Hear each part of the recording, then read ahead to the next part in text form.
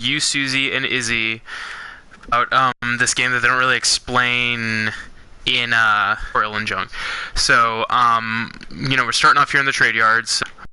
One of the things that I feel like they didn't really explain that great were the bounties, and those are really good to really just good to like check up on them. And so you have register bounties, manage investigations, or complete deliveries. So we're gonna go to register bounties.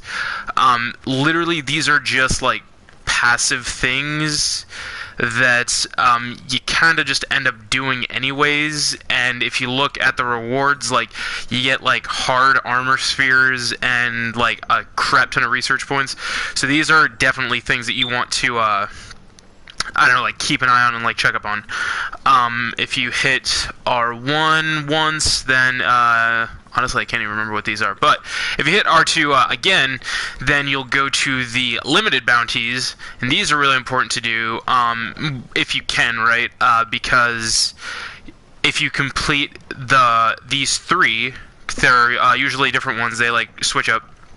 If you complete these three, then you get the general limited bounty, which is basically just like, hey, you completed all the other ones, so here's just a bunch of crap.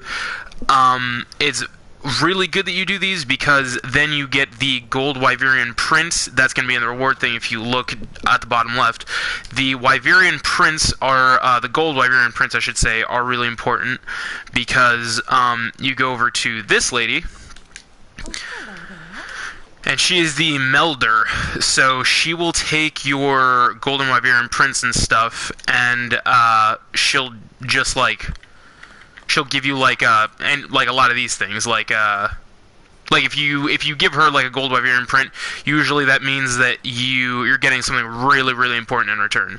So like Arathian ruby, like these gems and stuff. These are used a lot when you make powerful armor or powerful weapons. So, yeah, that's always good to check out. Let's see. So that's those two things. Next, we're going to come up here. And so this is the farm.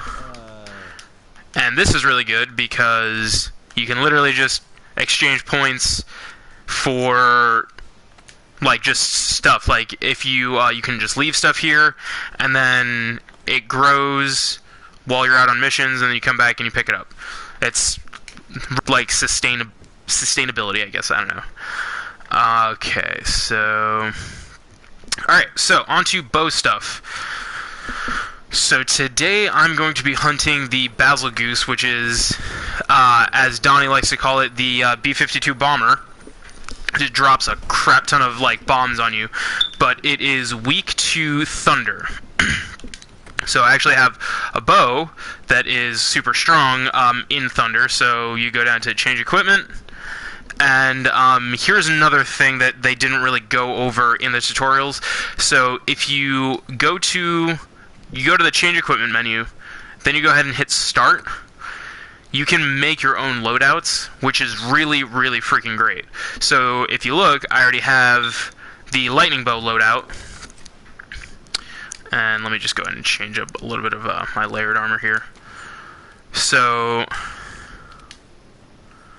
let me see. Change all.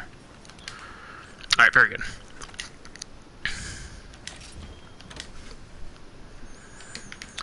So now we're going to look at, if you look at the sidebar here where it has like all of my stats. So if you look, it'll show the coatings. So there is close range, power, and paralysis, and next to the paralysis there's a little plus sign. That means that this bow uses paralysis coating really, really efficiently, so I can like paralyze a crap ton of stuff. And I think I'm going to go ahead and try and capture this monster, so that means I want a trap. There we go, and then there we go. And these coatings, you can actually buy them down at the back at the trade yard. I recommend that you wait until they go on sale because otherwise it can get pretty costly. And a lot of times when you go to craft a bow, it's very important that you make sure that it has the close range coating available, because that is like you can use it infinitely. Like it doesn't ever run out, as opposed to the power coating and the paralysis coating. Now, the bow is all about elements. So if you look at this one has 330 element if you look at the sidebar, and then you can basically attach decorations to it. Bolt jewel, like these are kind of just easier ways to essentially get more attack power out of your bow. Obviously, the bolt jewel is thunder attack, lightning element, whatever, and it boosts the thunder element of my bow. You will end up needing to craft a lot of bows, because using the bow is really just like it's really just about a lot of elements essentially. So let me see. Okay, I guess it won't let me upgrade that one. So and here are a couple of bows to just keep an eye out for. These are going to be like the really powerful ones. Let's see here. So if we go down to the bone tree, yes, the one that I have equipped is the it's the Flying Kodachi Strike Bow. So this one is made from the Tobii Kodachi, and it's a really good one because a lot of monsters in this game have 2 or more star weaknesses to thunder. Let me see. If you're looking for fire, the Anjanath bow is really good too. Let me see. If you're looking for ice, the Legiana Snow Fletcher, that's a really good one because that one, when you charge your bow, it actually lets you get an extra charge in at the end, which means that your final bow, I guess, pull, whatever, just comes out stronger. So let's see here. As you get further and further into the game, you want to look out for the Valhazak bow. That's going to be one of your strongest dragon element bows. And let me see. So that's dragon. Water. There's not really too many great ones. There's not really too many great water bows. And let me see. Crap, where is it? Well, anyways, that's and if you saw on the sides, it showed what types of coatings you could get for each of those two. So let's go ahead and start this mission.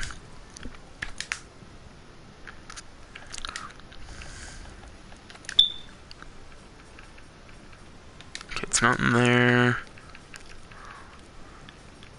Aha, okay. It's gonna be the Elder's Recess. Honestly, that's fine. Okay. So, today I'm going to be hunting the Basil Goose. Okay,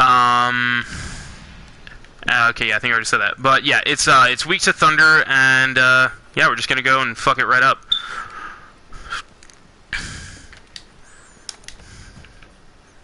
I am going to be, this is the canteen, by the way. I'm not sure if, you know too much about this, but basically you just come here, and if you look, I mean, it shows you the benefits that you'll end up getting from each meal. I usually just go with the fish platter because, I mean, defense is always fantastic to have. And if you look, it also boosts my health by 20 points, and it boosts my stamina by 50 points. And, yep, and it looks like I am ready to go. Wonder if I missed anything. Worry about that later. So, if you noticed my cat, it's not really too big of a deal whatever you end up going with. I left on because my cat, I think the first thing that it learns is healing stuff, and I kind of just left that on because that's really just one less thing that I have to deal with if I'm hunting by myself. So yes, I'm gonna go ahead and I'm gonna boost my health a little bit with Mega Nutrients. So the tutorial that the game gives you tries its best to teach you how to use every aspect of the bow. I'm really just going to teach you how to deal basically the most damage. Okay, so you draw your bow, triangle, right? You select your ammo coating. So I'm using the, I'm going to start off with the paralysis coating. I'm going to start off with the paralysis coating. And let's see. So yeah, let's go ahead and find it.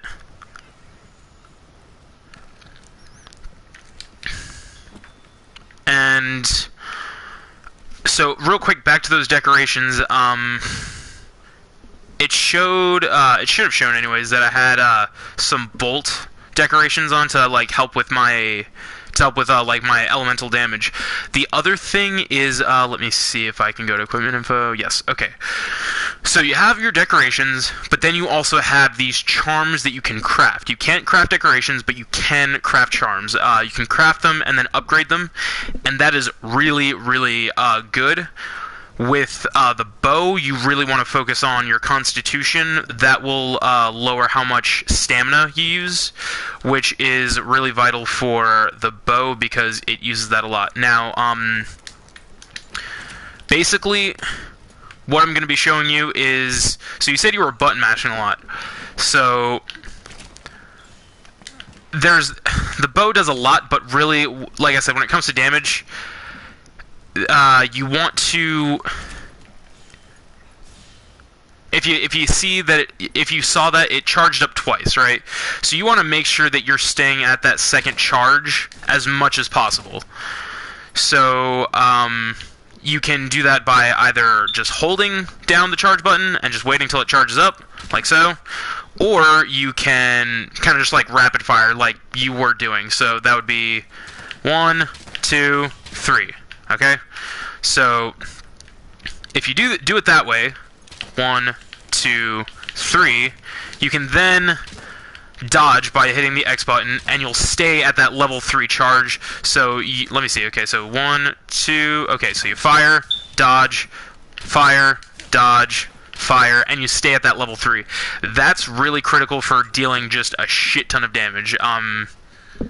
Based on like where you hit and stuff, but that's going to be your damage phase combo essentially.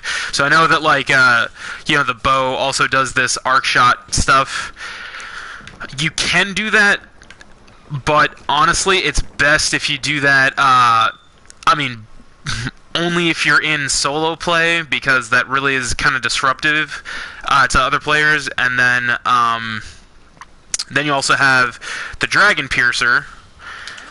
Both of those things, by the way, benefit from charging them up. So if you charge up and then you use the Dragon Piercer, then it'll be stronger. The thing is, though, that Piercer is not stronger than your basic just, you know, charge up, dodge, fire, dodge, fire, dodge, fire, like that. It's the Dragon Piercer just does not... It doesn't do more damage than that combo. Alright, so let's try and find this thing.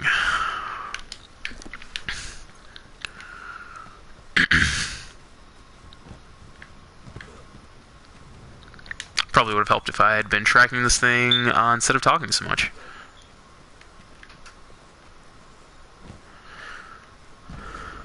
Alright. Oh, nope, that's the Dodogama. Never mind.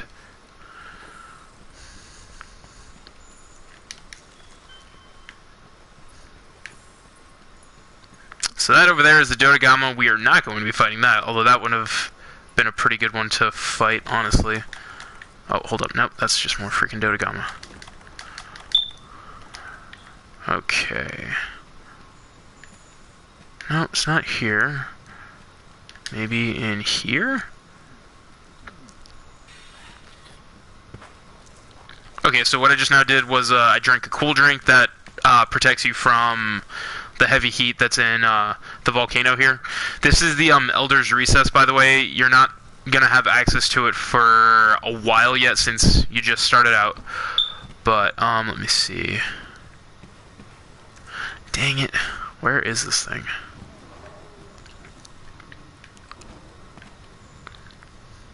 Usually if you, I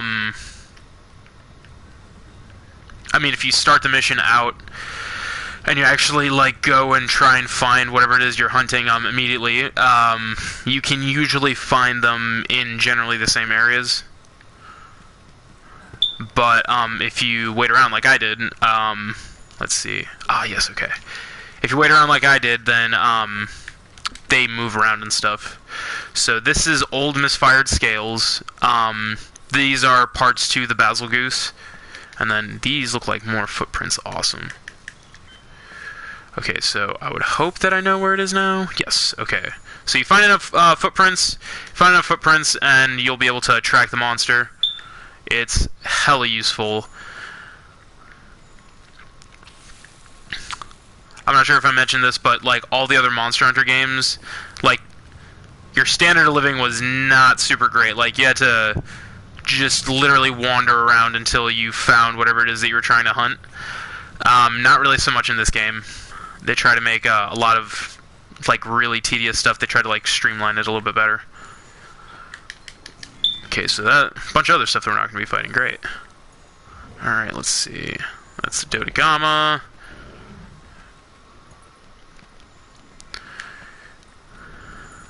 Okay, that's from the Uragon. And you know, when you see tracks like that, it's always good to pick those up. It tells you about the monster if you go into your hunter notes. Like if you hit start, you go over once, twice. Okay, hunter's notes, and then you click on that. It'll show you, like, if you go to your monster field guide, it gives you basically information. Tells you like their weak points. Let me see. I know I have tracked a lot of. Let's see here. What have I tracked a lot of? Azarathlos. Okay, so I've tracked a lot of them. If you look, it shows like what they're weak to, where their weakest points are, even like dealing damage with like a ranged weapon like the bow versus dealing damage with like a hammer or something. All right, so it looks like it's guiding me towards this thing. I hope. And I believe so.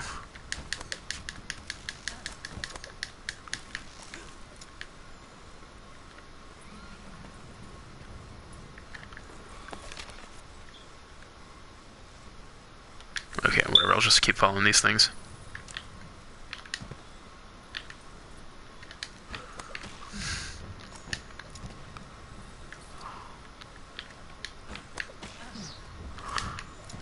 Ah, here it is. God bless. So, one thing about this game, it's really, like, I can say a whole bunch of good shit, but really, it's kind of all about, like, learning how the monster moves and, like, kind of just moving accordingly. So, I know that this thing drops a lot of bombs, so you don't want to be around for that. But really, all it kind of does is, like, bury its face into the ground, like so. Right? Oh, and look at that, we got paralysis. This thing is wonderful. Alright, so we're gonna just go ahead and do a rapid fire. And then do one of those, dodge forward, hit him twice, dodge to the side, dodge backwards. Yeah, like I said, it's really just about knowing how these things move. So he moves forward, buries his face in the ground. Sometimes he'll switch it up and shoot some shit from his mouth. He will at some point start flying, and that is actually why I put in my flash pods, because if you have a flash pod and something is flying, chances are you'll be able to stun him, and if you stun him while he's in the ground, yeah, he's gonna come around again. Boom! Drops right out of the sky. And then you basically just get another damage phase. And if you look off to the side, I've done a pretty decent job at breaking some parts on him. Again, because I'm using, like, it is happening so soon because I'm using the weapon that he's weakest to. So, if you look, he is glowing red, which means he is enraged. And I'm pretty sure his attack goes up when he's enraged, and that's the case for all monsters. So, typically this is like a good time to maybe back off and like heal or something. Oh fuck, yeah, I'm totally, yep, and now I'm stunned. Yeah, so I might die. Yeah, okay. My cat feebly trying to keep me alive.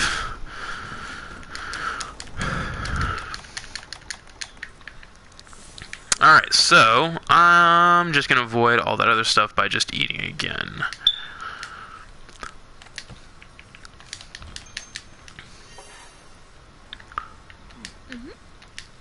Thanks, handler. No, so, alright, let me go ahead and boost my health a little bit before I get out there. And... okay, awesome. That honestly should be good.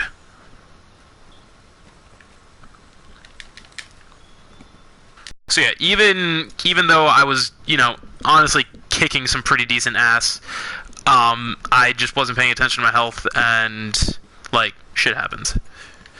So let's go back up there.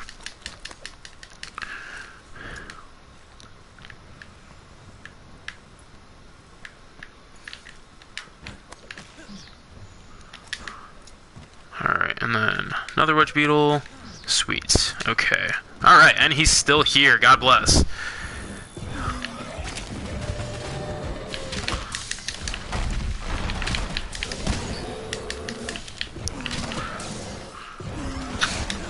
Alright, so I'm actually gonna go ahead and use my paralysis coating again, because I only used 6 rounds of it. Alright, he's gonna try and fly again, so we're gonna get him right out of the sky. Boom. Alright. This is a great time to apply the paralysis effect on him again.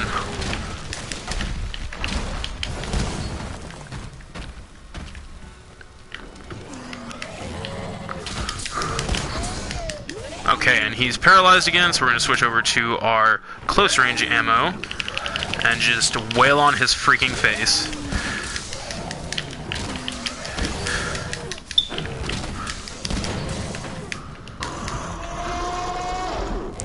Also, I'm not sure if they've gotten to the point where monsters' roars stun you, but they absolutely do if you don't have, like, the earplugs perk, which clearly I do not. So now we're just going to chase this bitch down. And like I said, I'm going to try and capture this one just, honestly, to save some time, because I've realized I'm already at freaking 22 minutes. So yeah, let's go down. And there he is.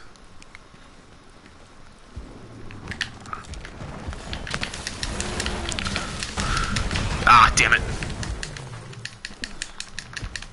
Alright, so I'm gonna scroll through my little menu here, and oh, awesome, Goku is coming with some heals. Alright, so I'm gonna give him an order to put down a Vigor Wasp station. That's basically just like a healing thing. That way if my health gets to a bad place again, then I can just run over and heal myself. So one thing that I always like to do, so if you notice my stamina, I try to not let it get too far low, or at least it's really important that you, at the very least, and he's coming around. Ah, damn it. You at least stop attacking right before fuck. You at least stop attacking right before you run out of stamina, so that you have options of, like, dodging. Because if you do it, if you just run out of stamina, you're basically at whatever this thing, like whatever you're fighting's mercy for a couple of seconds while your stamina recharges, which is not a great place to be.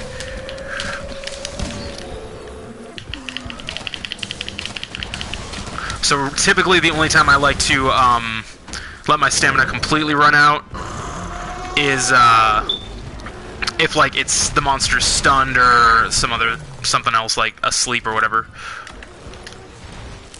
And I just realized that my stamina's not all the way up, so I could have been attacking more.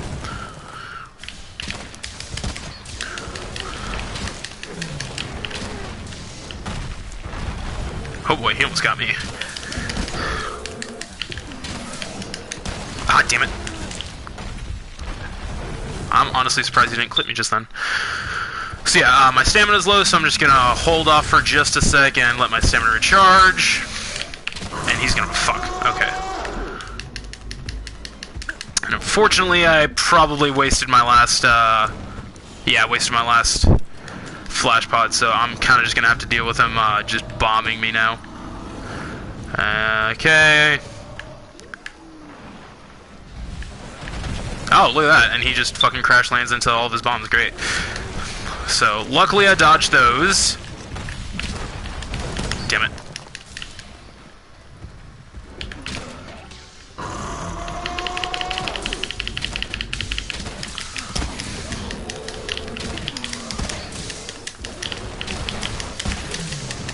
Alright, and now I'm just gonna dodge right the fuck out of the way. Okay, maybe not. Oh, huh. Haven't seen that tail thing, huh.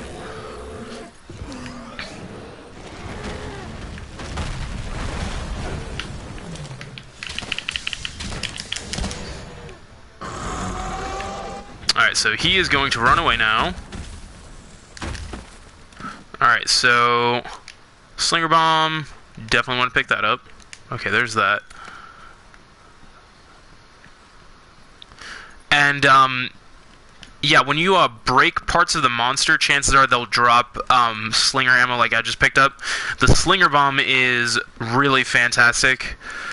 It's literally just a fucking bomb that you just load into your slinger, your little slingshot there on your wrist, and you can fire. And it does a lot of damage for slinger ammo, but it'll also stun a monster, or not really stun, but like flinch it.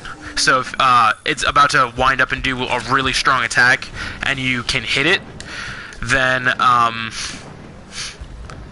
you'll be able to flinch it out of whatever move that would be.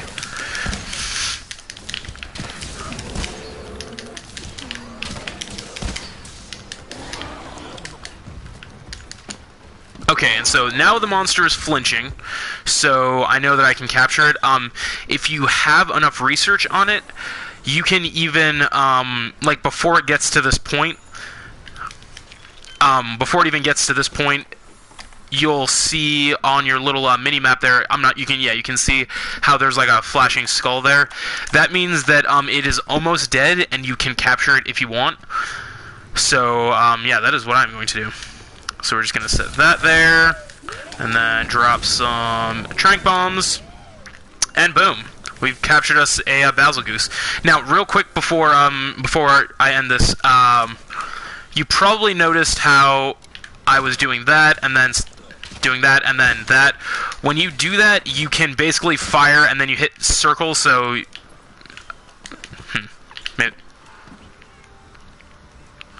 Maybe I should explain that a little bit earlier. When you charge up all the way to level 3, you can fire off your volley of arrows, and then right after you fire off your volley of arrows and before you hit X to dodge, you hit the circle button.